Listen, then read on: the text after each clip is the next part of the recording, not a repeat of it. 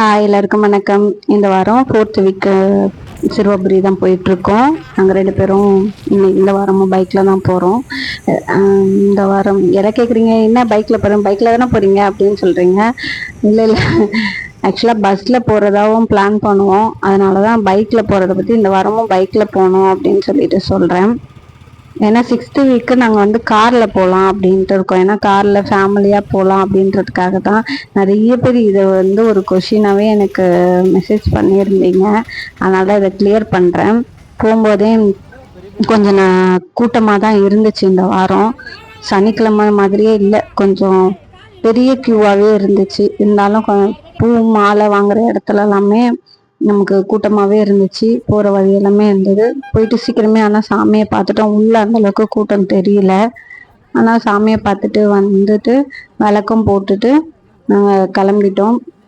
அப்புறம் வெளியில இருந்து சும்மா ஒரு 2-3 வீடியோஸ் கிளிப்லாம் எடுத்தோம். அதுவும் நான் இதோட உங்களுக்கு அட்டாச் பண்ணுறேன். எனக்கு 4வது வாரம் வரைக்குமே நான் வேண்டினதில் பாதி நடந்துருச்சு. இன்னும் கொஞ்சம் இருக்குது.